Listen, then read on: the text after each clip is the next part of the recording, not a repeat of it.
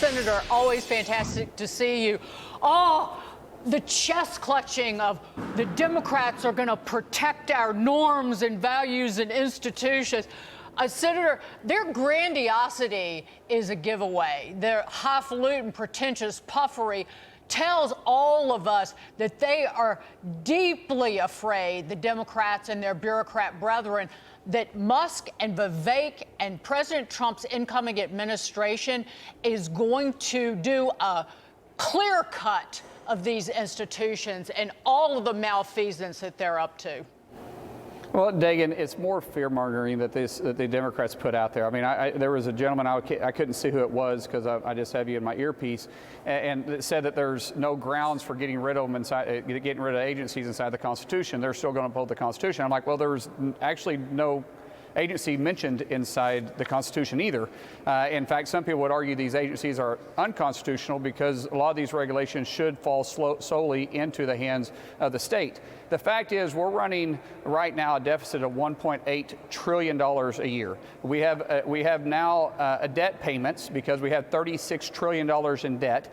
We have debt payments that's just below $1 trillion a year. There's some models that's going to show if we continue down this path, we're going to be adding $1 trillion of debt every quarter. So that means we're going to be adding $4 trillion of debt every quarter. It's not sustainable. And you're going to tell me that there's not efficiencies that we could find, and there's not dollars that we can save. There is no way that anybody convince me that Elon cannot find $1.8 trillion of wasteful government spending. I am convinced we can do this. If we can balance our budget, just balance our budget, and then have at least a 2.5% or 3% growth year after year, then we can actually start paying down our debt. Absolutely. And not saddle the generations come behind us. Because right now, every child in America is saddled with $106,000 of debt. 10 years ago, we were making a fit that it was $40,000 a month, Senator, or $40,000 but Senator, a year. you and I know that your colleagues, you're on the Democratic side, are squealing about this. Our own Hillary Vaughn caught up with Senator Warren about snipping away government spending, just snipping it. Take a listen. Right. Right now, the government is spending about $2 trillion more than it's taking in tax revenue. So where do you propose the cuts start? Well, I propose that billionaires give back the money that they are now taking in giant tax cuts. You notice $2 trillion is exactly the number that Donald Trump's tax proposal, tax cuts in 2017 have cost. So if he hadn't pushed through the tax cuts for billionaires, right now we'd have all the money we need. So why wasn't there a single Republican at the hearing to talk about that? Senator, that's an absolute lie, and it's easy to prove. All you have to do is to go to government statistics and find out that when the tax cuts kicked in 2017, the next 5 years we had a 48% increase in revenue. It didn't cost money, it made money because of the economic activity that it spurred in the economy. And if we had kept the spending, which is what's causing the debt, at the same level as we had in 2019 before the pandemic, we would have a budget surplus right now, not just a balanced budget, but a surplus of $500 billion. Well, David, who would have thought if you invest in your community, you invest in people, that they would reinvest it in their community and they would hire more people and they would expand their jobs? What Elizabeth Warren is, where a lot of the Democrats are, is like, hey, listen, we don't have a spending problem. Send us more money and we'll fix it. We promise. Because Washington, D.C. has done so good with managing our money. I mean, look at Social Security. It's just a great a retirement fund, right? Look at Medicaid and Medicare, how much money you paid into it, and it's not talking about going insolvent. So they're saying, send us more money and we'll do better with it this time. Are you kidding me? We know, Republicans know, if we will invest in our communities, if we will invest in those individuals that are creating those jobs, if we'll invest in those small business owners that represent 50% of our economy, they will be able to spend that money wisely, invest in their own community, and hire more people, and you'll see our economy jumpstart. We saw that when President Trump was in office from 2017 to 2020. and we know we'll see it again when he's in office, when he takes office January 20th. The American people know this too. That's why they fired the Democrats, because Biden economics doesn't work. Senator, NBC News is reporting that President Trump and the incoming administration is looking to hold military officials responsible for Joe Biden's chaotic, deadly withdrawal from Afghanistan. Now, the article is framed in a different way, that the President Trump is making a list of people to court-martial, and actually, in the article, blames the Trump administration equally as the Biden administration for the withdrawal. But just how do you see this article, but the potential that people actually are punished by a court-martial for what was a disastrous day in the history of this great nation?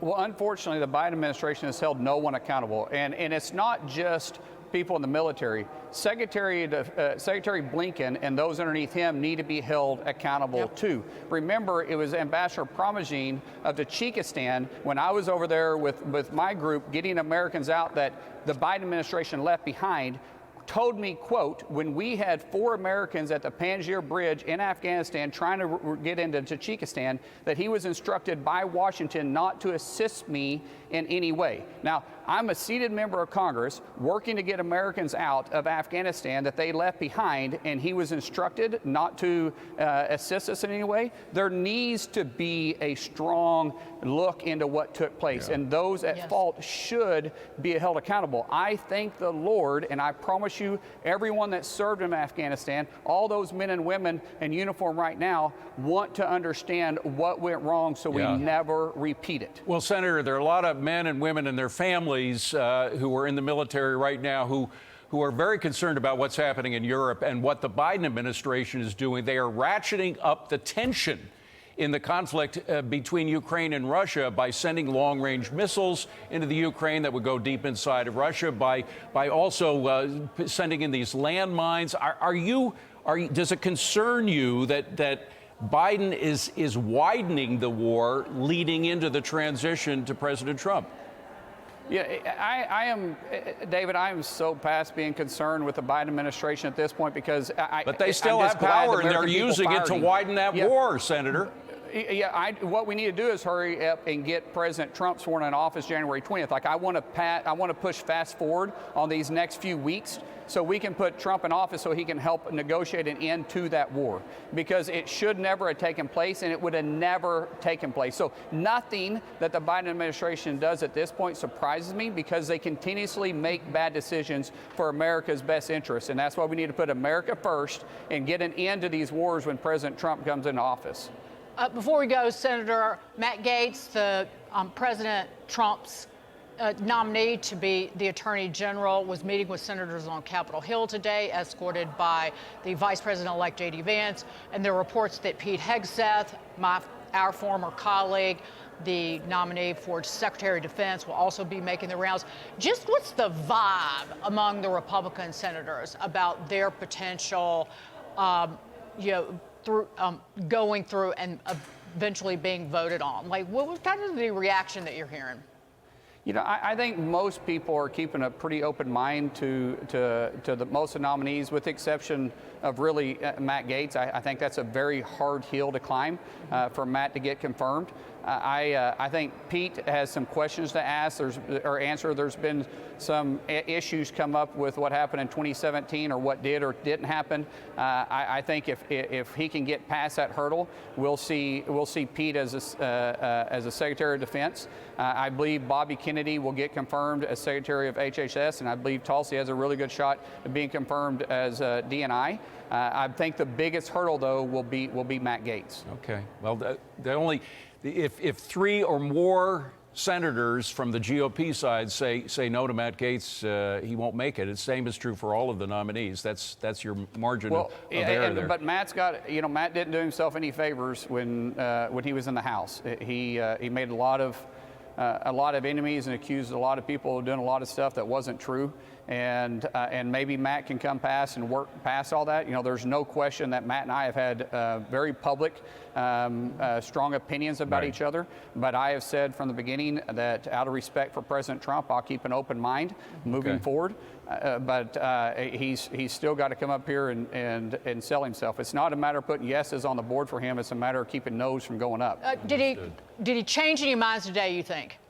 Quick. I don't know. I didn't meet with him. I'm not on his list. I met with Lee Stefanik and Doug Collins, and I'm sure I'll be on the list pretty quick for them to meet with. Okay. Senator, thank you so much for your time. Really appreciate it. Absolutely. Exciting times around D.C. for once. Thank you, guys. Appreciate it. We can't get rid of quick enough, Senator. Thank you.